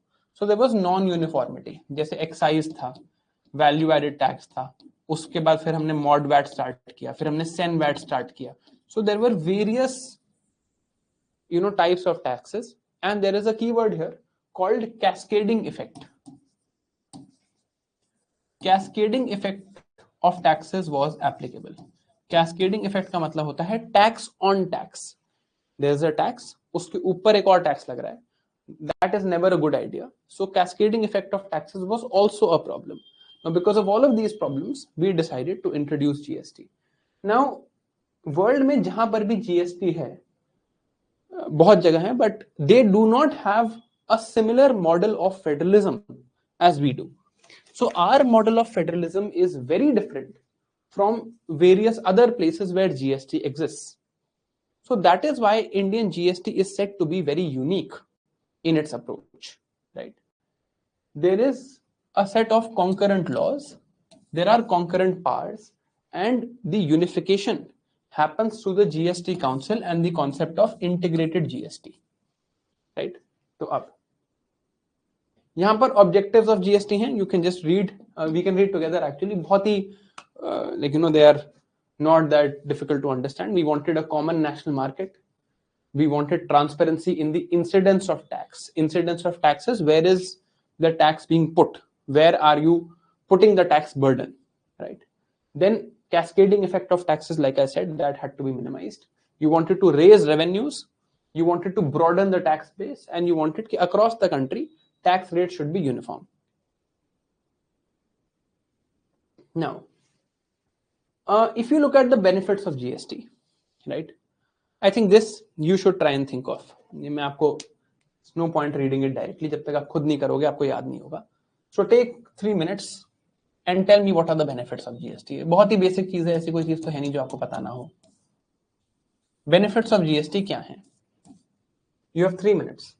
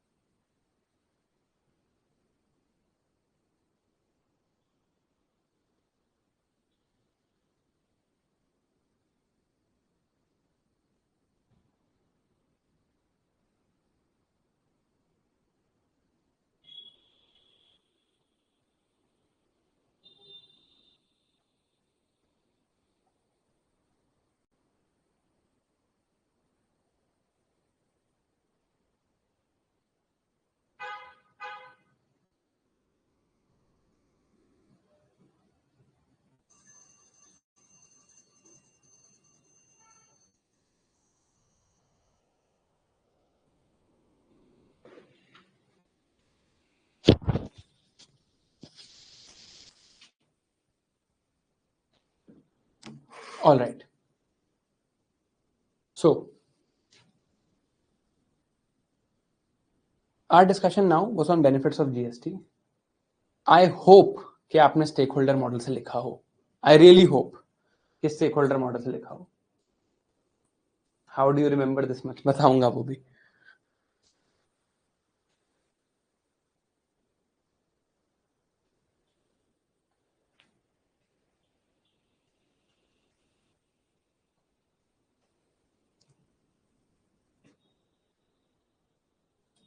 ठीक है, थोड़े से पढ़ लेते हैं messages. Okay.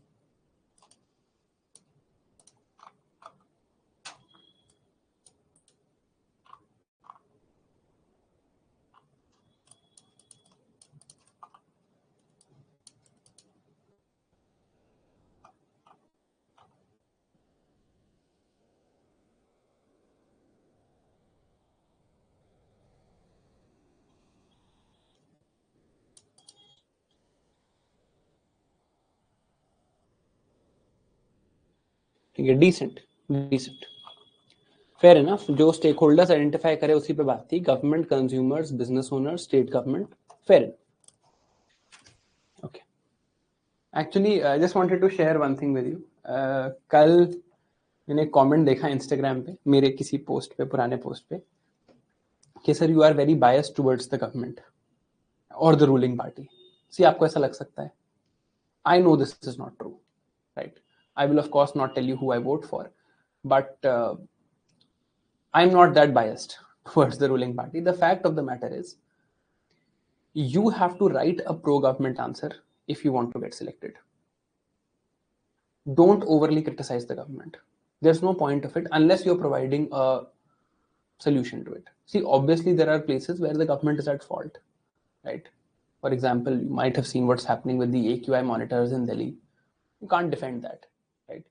But if you have to write about, let's say, specifically the topics that I teach: national security, economy, agriculture, science and technology, environment, disaster management, very important issues of national importance, it's better to write in favor of or in line with what the official view is. You will also note that most of the times I don't take an official view from what the politicians are saying. I will take an official view from what the bureaucrats are saying. Simply because if it is your aspiration to become a bureaucrat, if it is your aspiration to become a civil servant, you should write what your seniors are writing. If your seniors are writing that this is how employment data has grown, or this is how, things have happened, or this is what the official report is saying, always quote them, right? मैंने देखे एक दो messages actually कि bias है. You might feel that, right, that there is that bias. It's absolutely not there. It's absolutely not there. Yes, I have a bias towards official reports. Whatever official reports will say, I will quote that, right? Whatever the government will write in its reports, I will quote that. Now, that government can be of any party. The bias is not towards the party. The bias is towards the government because it's my government. It's also your government. You are trying to be part of an organization. See, it's very simple. Let's say आपको टाटा में job चाहिए होती, right? और फिर कोई आपको आके कहता कि यार आपका तो जो भी बातें रतन टाटा सर ने लिखी हैं आप तो वही बोलते हो, आपका तो बहुत बायस है. या जो भी टाटा कंपनी के प्रिंसिपल्स हैं आप तो उनकी तरफ ही बात करते हो, आपका तो बहुत बायस है. होना चाहिए ना, right? You are trying to join the government. Government has official reports. Government में इतनी रिसर्च होती है और इतने रिपोर्ट्स आते हैं कि आप पूरे पढ़ नहीं सकते कभी. I try to read as many as I can, right? I will obviously agree and obviously side with what the government is saying. If government brought in farm laws and said that the farm laws were good, I will say farm laws were good. It's not about the political party in power. It's about the organization that I'm trying to join. India's government is much bigger and much broader, much more diverse and much more important than any one political party or person, right? Even if they are the prime minister, right? There are many more functionaries in the government and ये मैं नहीं कह रहा हूँ, ये उन्होंने खुद बोला है. Even the Prime Minister sir himself has said this on many occasions, right? The fact of the matter is, if you are trying to, it's simple logic. I am trying to join an organization. मान लो आप सारथी IAS join करना चाहो और फिर आप बोलो credibility important नहीं है. Will you ever get hired? No. Sarathi IAS motto is credibility, right? And quality, right? So if you say credibility and quality is not important, will I ever hire you at Saarthi IAS? No. Now you are trying to get hired in the government. If government is saying something, not political party, never political opinion. You would have never seen me quote a political opinion. It's always official opinion. If government is saying something, it is generally better to stick with that opinion because government's opinion is generally well researched. Is that thing clear? ये बात आपको clear होनी चाहिए. When you are writing anything, it is better to side with the government than side with, I'm not saying side with a political party. I'm saying side with official reports. Side with whatever the official reports are saying. Because it makes sense. Right? मैं अगर कोई organisation join करना चाह रहा हूं, मैं Microsoft join करना चाह रहा हूं, I will look at their past work and I would want to incorporate those principles in my life. Government जो आपको सर्वे में लिख के, जो डेटा में लिख के कह रही है, जो नीति आयोग के मेंबर्स बोल रहे हैं, उसको कोट करना हमेशा फायदेमंद है।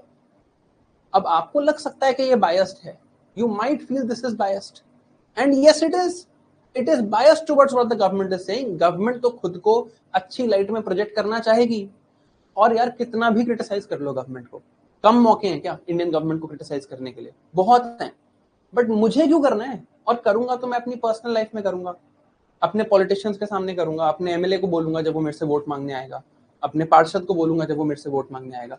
यहां क्यों करूं?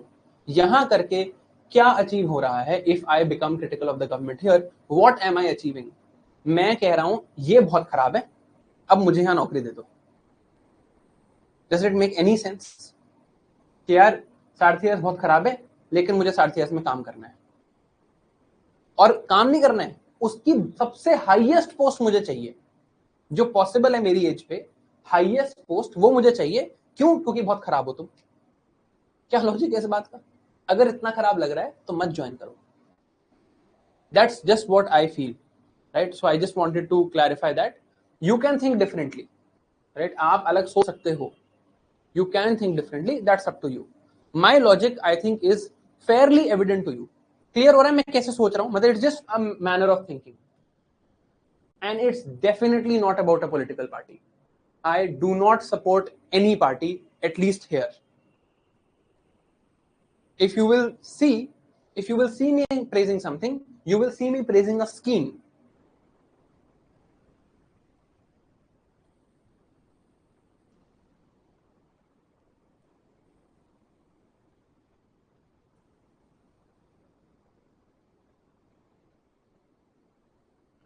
अरे it's just the fact of the matter is कि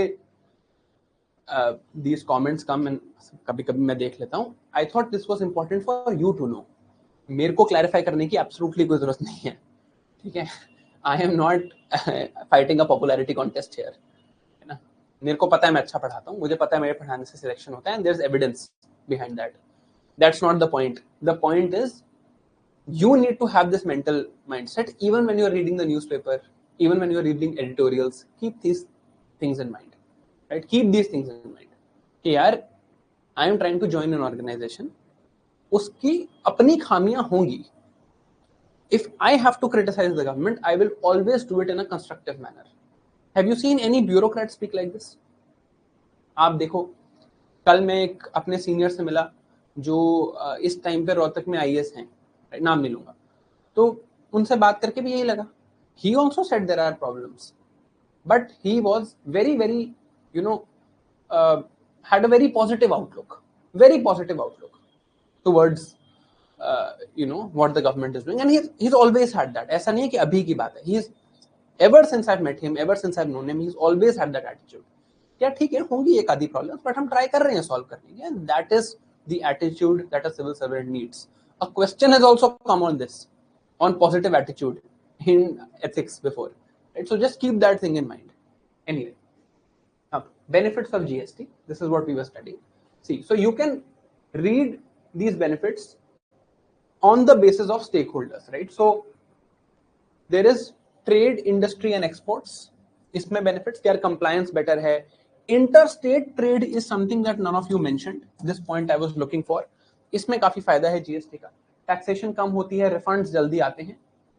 गवर्नमेंट के लिए बेनिफिट है कि यार tax disputes are less.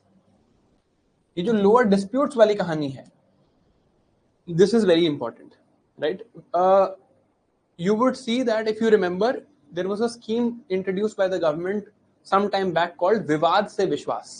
I know this because it was talked about a lot when I was in the National Academy of Direct Taxes, जो IRS की academy है, वहाँ पे इस बारे में काफी बात होती थी.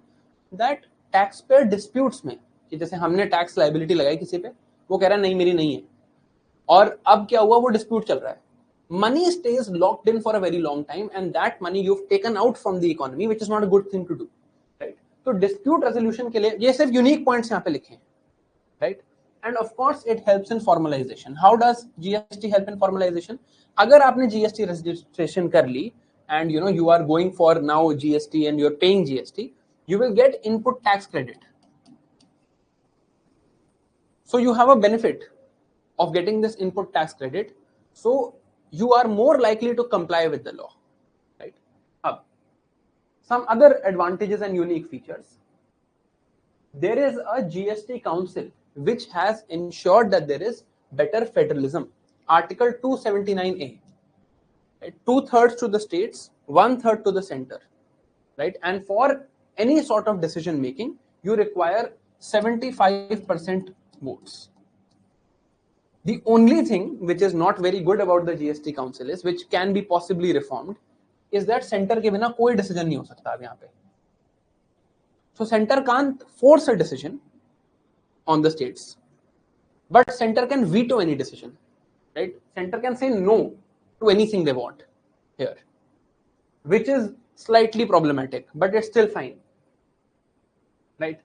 Then there is not a intrusive IT based system. ऐसा नहीं है कि जैसे इनकम टैक्स में क्या है, फेसलेस सर्वर्स हैं, so they will look into your tax returns. वैसा नहीं है. GST is a much more trust based system, so there's the GSTN portal. Then this idea of compensation cess which was there for the states, पढ़ा होगा आपने ये, कि हमने कहा था कि जो states हैं, see GST is I'll explain this logic also. GST is a tax on is a consumption based tax, right? Consumption based tax, right?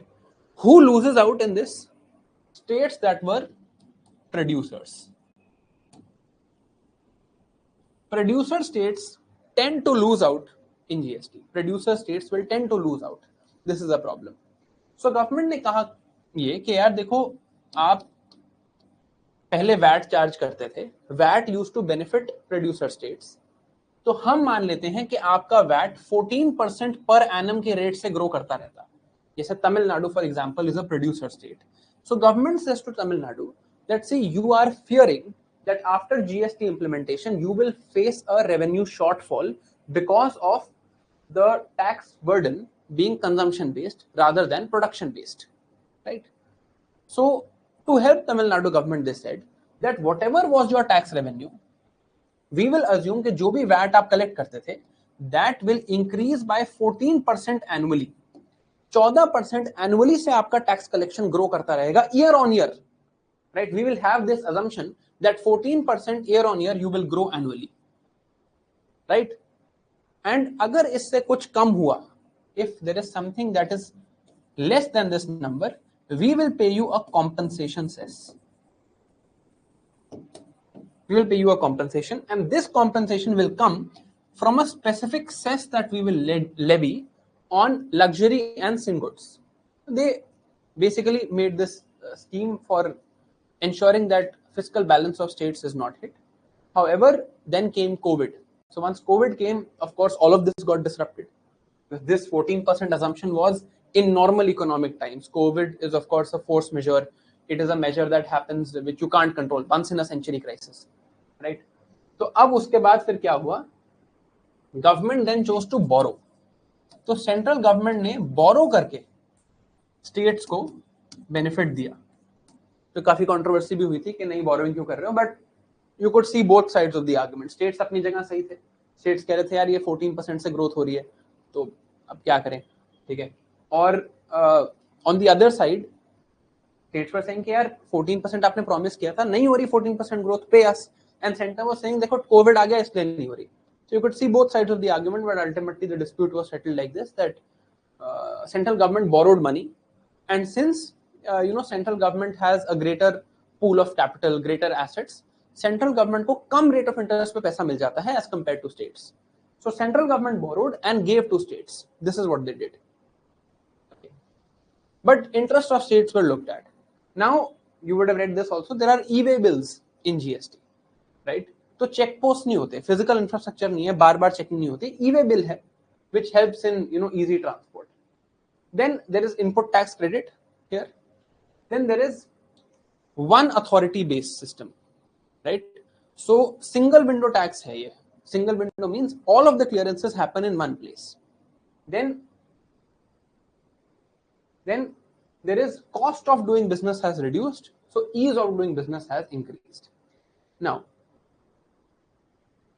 अब देखो कुछ ना GST के challenges हैं, and whatever proactive steps, this is directly from the Ministry of Finance website. Again, even like you can see here, जैसे ये है, this is directly from PIB. So I usually use these sources, and I think you should too, right? So this is from the Ministry of Finance website. They've themselves mentioned whatever challenges GST is facing and whatever initiatives have been taken in response. So if you look at it, there is an idea of compliance burden. कि compliance burden नहीं है या compliance burden ज़्यादा है actually, right? कि बहुत ज़्यादा चीजें forms आपको GST में भरने पड़ते हैं. You have to write registration forms and you have to then submit your application, like we also have to do it, etc. ये एक challenge है. तो इसके लिए government ने बनाया है GST सुविधा केंद्र, and they've put document identification numbers, DIN numbers everywhere, right? Then some people will do fraud invoicing to claim input tax credit. Sale हुई नहीं है, वो दिखा देंगे ताकि उनको इनपुट टैक्स क्रेडिट मिल जाए. इसके लिए हम क्या करते हैं, रिस्क प्रोफाइलिंग करते हैं टैक्स पेयर्स की, राइट? और केवाईसी नॉर्म्स हमने एनहांस करी हैं. Then there is rate rationalisation. Rates की प्रॉब्लम थी पहले, बहुत सारी स्लैब्स थी. Now of course after GST 2.0 reforms that has also gone away. Tax evasion की प्रॉब्लम थी, तो उसके लिए ई वे बिल, फास्टैग को इंटीग्रेट किया है. And there is something called BIFA, Business Intelligence and Fraud Analytics, which is integrated now into the GSTN portal, which helps the government track if any tax evasion is happening. Then you look at legal cases. There was high number of legal cases that were happening under GST. So अब उसके लिए हमने क्या किया, GST Appellate Tribunal बनाया है. GST Appellate Tribunal has been made by the government. Okay. Now, what are the suggestions for improvement? So improvement के लिए you would see that there is, they've tried to broad base the GST, have an even larger taxpayer base. Then leakage and enforcement, they're trying to seal that. Then fuel, this is the suggestion कि यार fuel को GST में ले आओ, मतलब हर चीज GST में है तो पेट्रोल क्यों नहीं है, मतलब prices are ridiculously high. So again, this is something that they want, and law needs to be dynamically updated. And to be fair, the government has done this with the recent reforms that have happened. Now, this is the idea of next gen GST reforms. Just read this one, so कुछ खास है नहीं, right? Let's read about GST 2.0 now. What has the government done? Government ने क्या किया है यहाँ पे? Let's see. एक तो मुझे लग रहा है इस पे 100% नेक्स्ट ईयर के सर्वे में बहुत मेजर डिस्कशन होगी. And I am also expecting some sort of question from this. I think one question will come from GST 2.0 next year. Okay.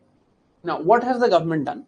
Pehle there were multiple slabs, right? So 5%, 12%, 18%, 28%. Government has now simplified the structure, right?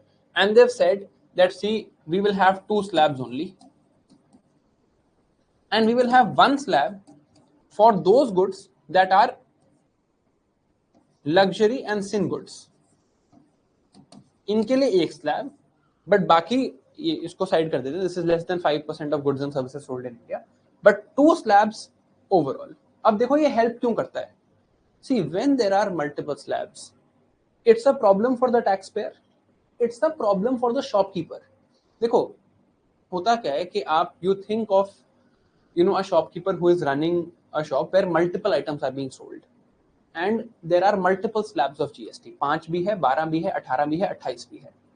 Now he makes an invoice and he charges you 18% GST. But उस particular item पे 12% GST लगना था because he was just not aware. तो क्या problem आएगी उसको? Now he has sold it expensive, right? Then it should have been sold at. मतलब जो price होना था उससे ज़्यादा expensive उसने बेच दिया है. For you now, what does that mean? For you now it means that you have been sold something which ideally could have been cheaper, but it is expensive for you. अब क्या होगा, आप घर जाओगे, आप अपने किसी दोस्त से बात करोगे, वो कहेगा मुझे तो सस्ता मिल गया. And it is only rate arbitrage in terms of tax. ऐसा नहीं है कि good महंगा था या cheaper था. It was not nothing about that.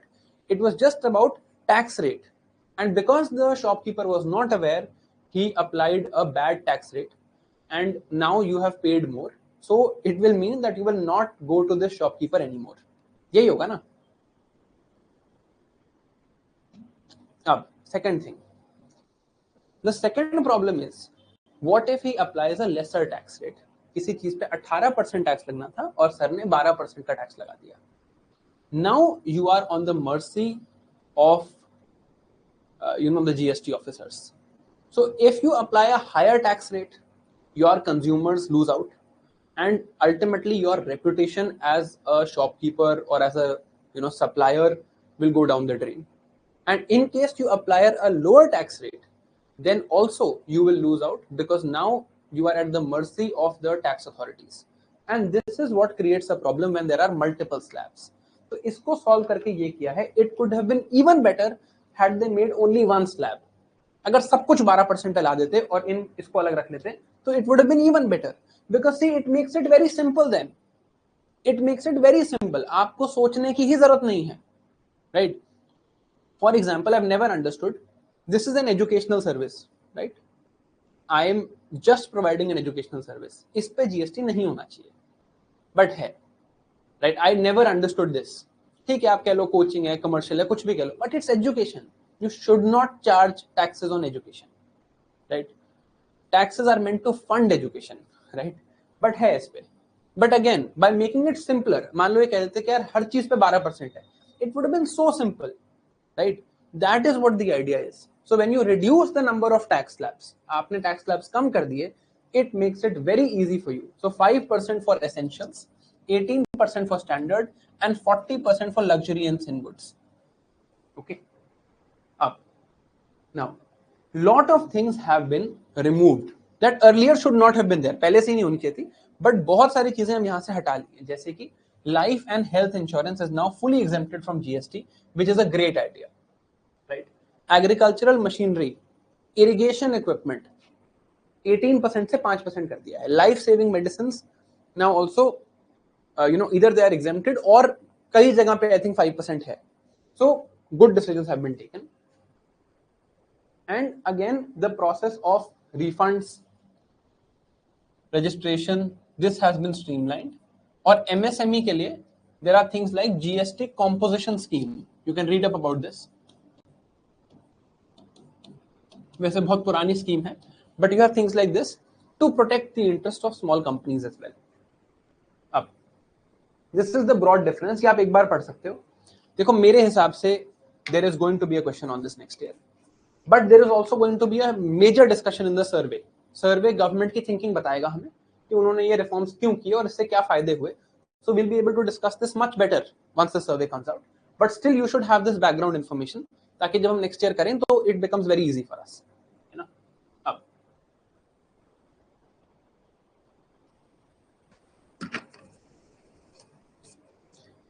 This is the last thing. Okay, government budgeting we've seen. Broadly, यहाँ पे government budgeting लिखी हुई है. मतलब you can read this page once. Let's look at gender budgeting. Gender budgeting is simple. You are taking fiscal policy and budgeting specifically for one gender, which is women. Now, gender budgeting के actually 3 parts होते हैं और gender budgeting की ऐसी statement आती है हर budget के साथ जिसमें ये लिखा होता है. There are 3 parts. Part A is women-specific schemes, okay, where schemes are made which are only meant for women. Okay, 100% allocation is for women. Part B is pro-women schemes, where 30% allocation is for women. Okay, and Part C is where allocation is less than 30%. And in every budget, you will see a statement like this, like Part A ये है, Part B ये है, Part C ये है, and यहाँ पर कुछ schemes के नाम होते हैं. Again, of course, as the next year budget comes, we'll read about this. But I just want to end with explaining to you the logic behind gender budgeting. मतलब क्यों करते हैं वैसे. देखो, let's say you are the district magistrate of a district, and आपके पास let's say 5,000 crores का fund है, but you can use it to spend in one of 2 projects. आप दोनों प्रोजेक्ट नहीं कर सकते. You can either do this project or this project.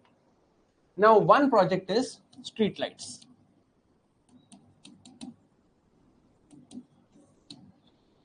For the entire city, of course. And one is better footpaths. Now, this is a very difficult decision to take for a DM. Both are helpful, both are good, and budgeting has been done for one of these two projects. You have to decide. So this is a fairly good, both options are good. Fairly good thing to lose here also. मतलब अगर आप गलत भी decide कर लोगे तो कुछ गलत नहीं हो जाएगा. Both these are good options. But once you're making this decision, one thing you can do is look at the gender side of it. If I go for street lights, will it help women? See, it will help the city. There's no doubt about it. Street lights लगेंगे, पूरी city को help होगी, right? But will it help women specifically? Yes, because there is going to be a law and order situation that can be avoided here. Crimes against women, catcalling, stalking, that can be reduced if street lights are having a better coverage in the city as compared to footpaths. Footpaths will also help everybody, but इससे कोई law and order situation against women better नहीं हो रही है, right? This is the logic, just the logic behind having a gender budgeting idea. कि यार, when you are putting money out there, you need to also look at the interests of women, and you need to budget your money in such a way that women get the requisite due. That is the idea. However, again, I do not expect a question on gender budgeting. Here, broadly, India's journey is written. India क्या करता है? I don't expect a question on it unless it is mentioned in the survey specifically next year. Okay. So now we have a broad discussion completed on budgeting, government budgeting broadly. Now we have just one last set of things to read in economy, which is manufacturing and services. So we will start at 2:30. Okay, I have to travel to ORN from Gurgaon. I think it will take more than an hour. 2:30 start करते हैं, and we'll finish. कुछ ज़्यादा है नहीं आज करने के लिए. It's going to be a light day, so we will, I think, spend 30 minutes reading about manufacturing and services, and then 1 hour I want to talk to you about climate change. ये बहुत interesting होगा, right? Please make notes of this. Although most of it is there in your notes, I still want you to write, because prelims में भी आज के बाद हो सकता है मेरे से environment पढ़ा हो या आगे ना पढ़े या जो भी है, but this will help you understand everything that you read about climate change ever. आप कुछ भी कभी भी climate change के बारे में पढ़ोगे, आपको इस 1 घंटे से समझ आ जाएगा, right? So this is going to be a master class on climate change.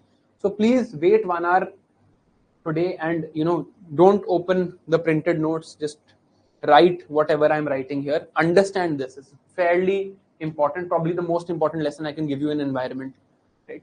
1 घंटा इस पे लगाएंगे, 30 minutes इस पे लगाएंगे, and then we'll move on. ठीक है, 2:30 बजे मिलते हैं. Thank you for your time. I hope this is clear. We'll see you at 2:30 now.